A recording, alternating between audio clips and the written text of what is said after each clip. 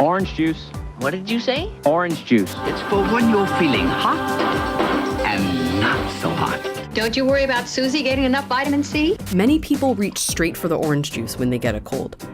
Or mix up one of these cold-busting, immune-boosting supplements packed full of vitamin C. It's supposed to help cure the common cold. They're a growing $200 million industry. And unsurprisingly, their sales peak when the cold and flu season does. And with boxes that claim that vitamin C helps support your immune system, why wouldn't you pop a fizzy tablet when you start to feel a bit stuffy? But if you follow this little asterisk, you'll see that the claim isn't supported by the FDA. That's because vitamin C doesn't cure your cold. A powerhouse of vitamin C. You really crave orange juice, and that craving is your body wisdom. My what? You just can't beat that great taste. You can trace the vitamin C craze back to this guy, Linus Pauling. He was a pretty big deal. He won a Nobel Prize for his work with quantum chemistry and a Nobel Peace Prize in the 60s for his anti-nuclear weapon advocacy.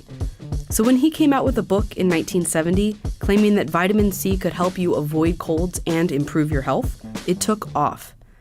Americans cleared drugstore shelves. Newspapers wrote that the sales were not to be sneezed at and called it the Great Cold Rush. But the medical community was cold to Pauling's cold claims. For one, they weren't based on any actual science. Pauling had personally started taking vitamin C at the suggestion of a friend, and he got less colds. The criticism, of course, was that just because it happened to him, it didn't make it a real study, which Pauling admitted to and asked that someone actually do one.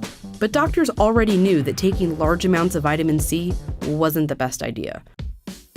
Adults only need 75 to 90 milligrams of vitamin C a day. It's found in a ton of different foods. Most people are eating enough vitamin C in their normal diet for a healthy immune system. But Pauling's book suggested taking 2,000 milligrams or more a day, 22 times the amount you really need. Just because vitamin C is good for you doesn't mean that taking more is better for you. Oh, hey, did you win? Alexa, pause my audiobook.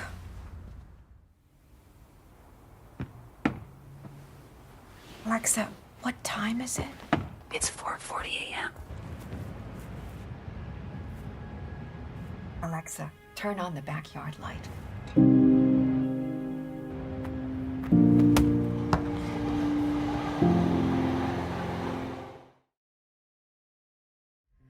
A review of 46 different scientific trials with more than 11,000 participants found that taking vitamin C supplements regularly doesn't prevent you from getting colds.